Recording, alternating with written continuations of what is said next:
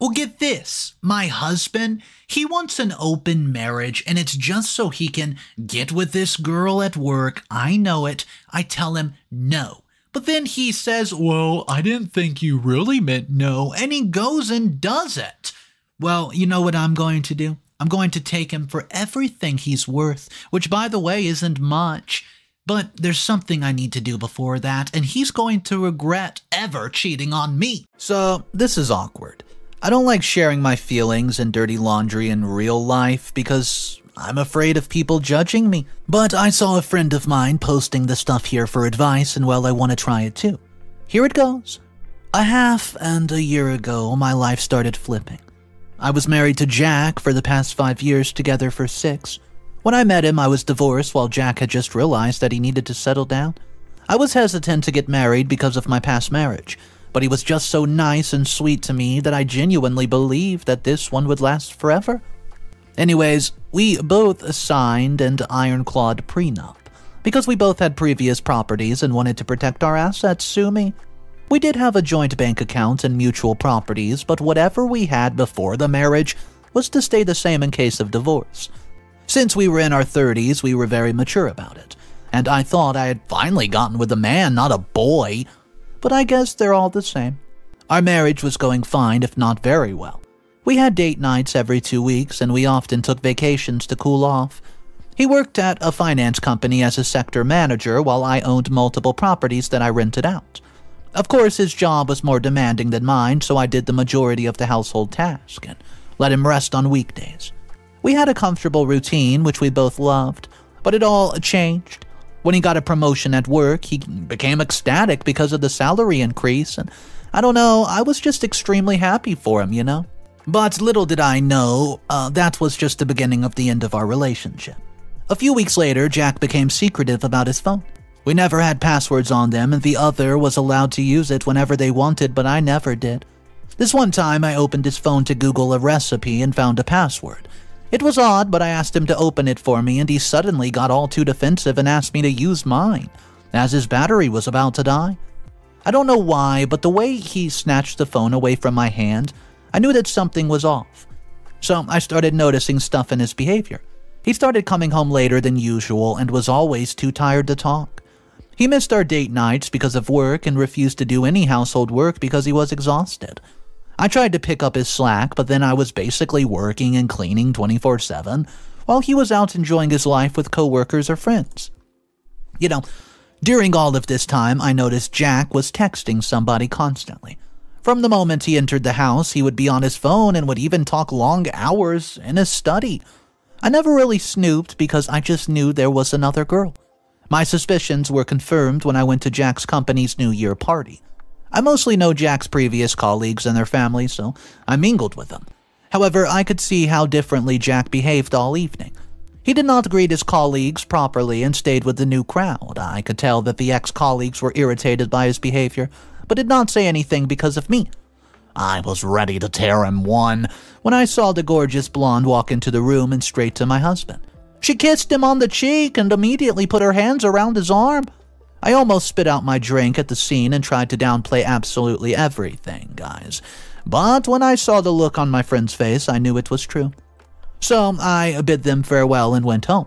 I texted Jake that I was leaving, and he did not even reply or acknowledge it until later. He came back almost at midnight, and that's when I asked him if the girl who clung to him was the one. He didn't reply and just sat down beside me. I'd already cried until that point and did not shed a single tear in front of him. Her name was Amanda. They had started talking online a while ago, and soon after she sought a job in his company. He swore that they didn't have any sexual relation, but that he really just liked her, to the point that he only went to work because she was there. Apparently, she was smart, funny, charismatic, and extremely hot, and he could not help but start feeling things for her. And she does too.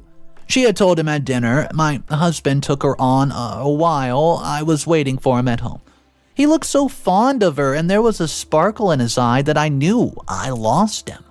I then asked him what he wanted to do, and he sighed and then said he loves me, but he can't also live with himself if he lets these feelings go to the trash. He wanted to open the marriage, and said it could be a new exciting phase for us to explore other options while also being committed to each other. I argued that we were not committed to each other because if we were, he would not have to ask for an open marriage. He then went full defensive mode and said that I was the love of his life, but his feelings for Amanda, they mattered. I wanted to slap and scratch at his face, but I kept my composure and asked him to do whatever he felt was fine. And that man had the audacity to thank me for giving him permission and said that I'll be happy like him too when I find a man to sleep with. He then left for her place in such a hurry that I thought he would break his ankle from running. The whole night I didn't sleep a wink. Instead, packed my bags and cleaned my place one last time, got whatever stuff I had brought before our marriage and left for one of my rentals. Thankfully, one of the apartments was free, so I went there and texted my parents and friends about my marriage. One of these friends included one of my ex-colleagues' wives. She replied almost immediately to express her sympathy and said that she had a hunch why it happened. She often goes to my ex's office to drop off lunch for her hubby, and said that Amanda started working almost at the same time my husband got the promotion, and she was always all over him. She would flirt with him openly and call herself his work wife, because his real life was too ignorant to care for him. They both would have lunch dates and would spend their time either on the terrace or in the break room alone. My ex would also abuse his power as supervisor to reduce her workload, so she would be more free to talk to him. Mary tried to step in, but her husband stopped her because my ex was now his supervisor, and he didn't want issues at work. So, Mary was forced to keep her mouth shut, and she was apologetic, but said she was proud of me for leaving, and would support me no matter what. I was thankful for her, but still a bit iffy about the fact that she kept this from me the whole time. So, the next day, I waited for Jack to call me, but he never did. He didn't even check my messages until 3 days later. Yeah, that's right. The Ring camera informed me that he was out for 3 whole days, and obviously he was with the new girl. I was disgusted, and whatever second doubts I had about leaving him vanished. He panicked and started spamming me with messages and calls, and he said I deceived him by giving permission and then leaving him, and that I was a manipulator for doing this to him. His tone changed from confused to pleading to straight up calling me names. I switched off my phone and went to an attorney I knew was good for divorce. I gave him all the screenshots of him abusing me and threatening to destroy my rental if I don't come back home, and my attorney just assured me that with such violent messages, we can strike up a deal with him for an easier divorce. I didn't know what the divorcing him would be so easy yet or hard. There was a time when I was the happiest with him, but the way he broke my trust was just simply unforgivable. He made me question everything, from my self-worth to my commitment towards him. It was clear that he had changed and became a new person, whilst I was still in love with the Jake I got married to. The next week, I finally responded to his messages and asked him to meet me at a public place. He immediately agreed, and we set up a date and time. A long story short, he kept on justifying that I did not explicitly say no to his proposal, so he thought I was on board with the idea. He tries to assure me that he would not have gone with Amanda if I had refused him. I was totally over his lame excuses. I reiterated everything he had been doing for the past few months, which led me to believe that he had an affair. If he actually loved me, he would not have had an emotional affair with a girl almost half his age. And to top it off, he actually went immediately to her place and stayed there for 3 days, while I had moved out of our place. He was not even apologetic about it and kept on repeating his excuses. It felt like we were going in circles, and there was no way he was acknowledging his affair, so I finally put down the divorce papers and requested him to keep it civil, because that was the least that he could do. For some reason, he was in shock, and before he could start another fight, I got up and left. My decision was final, and he only had one option, and that was to accept it. I'd only requested him to be civil during the whole process, and I'm so glad he respected that. He did not contact me again, and all of the communication was through our lawyers. That is until yesterday, when I get a text from my ex pleading with me to meet him at the same location. Well, I asked what it was about, and he said he needs to discuss some divisional assets with me. I agreed because so far he had been cooperative throughout the entire process. However, that was a big mistake, because when I arrived at the cafe, I knew that the meeting was more than just a discussion. He looked like crap, and frankly, it gave me satisfaction that the divorce had been affecting him. He literally sat on his knees and asked him to take me back. Everyone at the cafe was looking at us, and I begged him to stand up, stop embarrassing us. He broke down into tears and said that he knew he messed up, and that now karma's messing him up. Apparently, Amanda cheated on him with his more successful colleague and other people from his office. He didn't know, and now he has an STD because of her. On top of all that, he's divorcing me. Yeah, that's right. And it led to people at his office gossiping about his life. It's miserable there because all they do is just straight up judge him. I'm not going to lie, I almost spit my coffee out laughing, but I kept my composure. He starts begging me again for another chance and that he had learned his lesson. However, I was adamant that there was no way he could come back and wished him well for the future. I asked him to not contact me again for this issue, as his personal life was not my business. He asked me if I was dating again, and I simply did not reply. I'm not, but why should I tell him about my life? I then left and he was crying, but I have got to say it felt so good to leave him like that. That man ruined a 6-year-old relationship just to try new things with a chick half of his age. I gave him my everything and he broke my trust and my heart. He deserves the worst for breaking it. Anyways, I just wanted to vent because there's a lot on my mind. I kind of hope things just get better, but, for him, because it's not that he'll just keep on texting me if it doesn't. On a side note, let me know what to keep in mind as a 40-year-old divorcee of 2 times who's trying to date again. Ugh. Update number 1. Hey guys, it's me. Yes, I'm here for an update. I can't believe I'm back only a week later. I prayed to God above that my ex would just leave me alone, but I guess my wish was too hard to be granted. Jack did not leave me alone even after I rejected him. He kept on texting like a teenager and sent me cringe videos and memes about him missing me. It all made me laugh, but also made me feel bad for him. So, for the first time ever, I agreed to meet him to ask him to stop, or else I would have to go to my lawyer. Again, when I arrived at the park, Jack was on his knees with a long list of things he wanted to say. He had a ring and flowers. That man was proposing. I couldn't help it, but I burst out laughing while he was on the floor. I asked him to stop making a fool of himself and get up. He thankfully did, and let me tell you, that guy had the audacity to tell me that I hurt his feelings by laughing while he was doing something genuinely nice. I rolled my eyes so hard at him and replied that I was not there for a marriage proposal while our divorce proceedings were going on. Anyways, I asked him why would leaving me alone, and I wish he would just do it. And he repeated that he made the mistake of going after Amanda. The success got to his head and he let Amanda shower him with attention. He said he believed they were in love, when in reality Amanda was using him for money, and she had basically hit on every other office employee ever since she came, and even slept with some of them. He was blissfully unaware of this and let her get into his head. That's when he came and asked me to open the marriage, and when I had given him permission, he actually felt like his dreams were true. He then went on a rant about how good she was in bed, and he felt like a man again, while I was sitting in front of him like a robot. Thankfully, I had no feelings left for him whatsoever, and the only thing I was feeling was pure disgust. I pointed out that I never gave him permission to sleep with Amanda, and he was delusional to think that. He tried to defend himself, but. I stopped him, and he burst into tears. Again.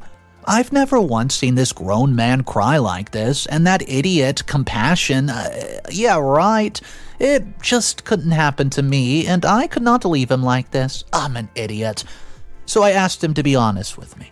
He told me that Amanda was a gold digger and she stole all the money from him. Apparently, during the course of our marriage, my ex took money out of our joint account occasionally to pay for her gifts. And when I left and ended the account, he had to use credit cards. He was happy paying for all the stuff in the beginning, and even gave her his card for whatever use she wanted. That is until she maxed out the card and emptied out his account on expensive stuff. Now, my ex does not have enough to pay for groceries or rent and needs money to survive. Please don't berate me, but for old time's sake, I wrote him a check for a few dollars. Surprisingly, he was grateful and thanked me profusely for helping. I didn't stay long and left after making sure that my ex stayed out of my life. I still hope that he can find himself. It feels like he has hit a new low, and I feel bad because he doesn't have family to help him out. Let's just hope his friends are smart enough to pull him out of this rut. I'm not even going to comment on Amanda. She's young and dumb, but I hope she realizes that she was complicit in breaking up a marriage. Update number 2. Hey guys, this update's insane. I've had enough. There's leeches and there's another breed in which I would like to put my ex and his new girl. If you have been following my story, you would know that my ex left me for a new hot girl who ended up giving him a STI and stealing his money. I gave my ex a loan about a month ago to help him out and thought that after hitting rock bottom, he would get some sense and leave Amanda's gold-digging self. But I guess Jack is stupid, and his skull is thicker than I thought. Apparently, they're still together and are now an official couple. My ex is parading her as if she's a trophy while everyone knows what she did with him. I feel disgusted and a bit sad to my core. But I guess you can't help people who don't want to help themselves. But this is not the reason I'm here ranting about my stupid life drama to a bunch of strangers. I was out shopping with my friend, Sarah, when 2 young girls approached us. I couldn't help but recognize the other one, but one of them was Amanda. They marched up to us and started shouting and hurling curses at us. Sarah and I were confused and asked them to calm down. To which Amanda starts to laugh and makes fun of my weight and age. She called me fatty old woman, who's after her man. She accuses me of trying to come between her and Jack, my ex, by giving him the money and advice. She said that I made him propose to me that previous month on purpose, and I'm bitter because she's obviously hot, and a much better upgrade. I let her project her insecurities on me, and when she was done, I asked Sarah to beat it, because there's no way in hell I would stoop down to her level. I calmly reminded her that I was the one who initiated the divorce. I had no interest in her man. He was never really a prize to begin with. At home, I contacted my ex and basically told him I was already being very generous by helping him out with money and going easy with the divorce. But if his little girlfriend ever pulls a stunt like this again, I would drag his butt through court. He was shocked and asked to let him talk to her, after which I blocked his contact from my phone. I was still seething from anger but regretted being so hard on my ex. But when I woke up the next day and saw my car's tire slashed, windows broken, and the word, well, a slur, right there spray painted on it, I absolutely lost it, guys. Well, I went to go ahead and, check the security camera, and of course it was Amanda and her friend. Sometime during the midnight hour, they snuck in and thrashed my car. I usually park a bit away from my property so the tenants have more parking space, and that's why I didn't hear the alarm. Well, I immediately called the police and reported the felony. They took the tape, and a few hours later, I started getting calls from random numbers. I knew that it was my ex, and I answered. I was sort of shocked when he started going off on me for pressing charges on his girlfriend. I told him, well, his little girlfriend was the reason. I now had to do household chores and thousands of dollars of work on my car. He then started pressuring me to take it back if I ever loved him, or else he would never forgive me. I know. This man really had the audacity to act as if he is some sort of prince and I'm begging to be back with him. I ended the call and proceeded with the charges. Sarah asked me to stay with her for the night because she was worried for my safety, and I took up the offer. My phone kept buzzing with different numbers, and I saw some of the texts calling me horrible names for doing this to Jack and Amanda. My friend Mary contacted me the next day to pass her sympathy and said that my ex asked her husband for money to post Amanda and her friend's bail, but he obviously refused and my ex had to take another loan. Yeah, I know, stupid, but love is blind, they say. Further adding to his debts. I don't know why he's doing this. He had always been a sane man, but looking at his recent actions, I don't know who he is anymore. It's like Amanda has some sort of power over him. Mary says that he's embarrassed to leave her house because, everyone knew that Amanda was a gold digger and he was gullible enough to be entrapped by her. But I just think that he's an idiot who's just scared of being alone now, making him cling to the only person he can still have. If I think about it, it's almost sad how bad his life turned in 9 months.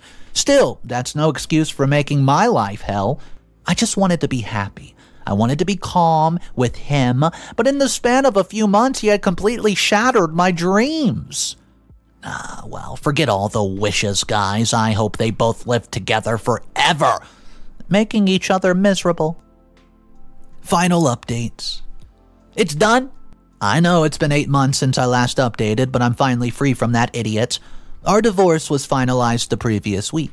Since we had a prenup, my rental properties were safe. However, my flimsy ex did try to contest the prenup, but my lawyer chewed him out of the courtroom. I wish you could have seen the look on his face when he realized how solid a prenup is. Poor guy. Actually thought I would let an ex benefit from my life earnings? Yeah, right. I did contest the mutual assets. As much as I wanted to get away from him sooner rather than later, I wanted to teach him a lesson, and took a small revenge. My lawyer, using all the harassment messages and threats, offered up a deal to divide the assets 70-30. Well, obviously he initially refused, but when he realized how badly they were in the mud due to all his actions, he agreed. So that's how I ended up with a condo in the woods. LOL. As for months leading to divorce, Jack and Amanda kept harassing me. They pressured me to give them money Jack took for bail because it was my fault. I irritated Amanda to the point she thrashed my car. I ignored everything, and when my ex tried to enter one of my properties, I called the cops. That's when I got a restraining order. It wasn't hard. Ever since that, they finally stopped harassing me, and now I can have a few months of peace without worrying about bumping into them in every corner. Well, I also heard through the grapevine. Amanda's pregnant, and the suspected father is, well, my ex's baby. Daddy. But there's no way to know because she's refusing to do a paternity test, and Jack has his hands tied. Apparently, Amanda's mother recently passed away, leaving her a huge inheritance. This means that my ex would literally raise another man's child with a woman who stole from him just so he could get a few dollars. And you want to know why? Well, my ex was demoted while Amanda was fired from their previous job. There were numerous complaints about my ex at the office. He started slacking off and started verbally abusing his colleagues and employees. He would give Amanda tasks to other people, causing them to do overtime while his girlfriend just relaxed and painted her little nails. I think the HR finally woke up and realized how bad this was. My ex had worked there for almost a decade now. He was only demoted to his previous title, while Amanda was fired because she was underqualified and never did her work on time. I'm not satisfied because my ex should have been fired too. Anyways, not my monkey, not my circus.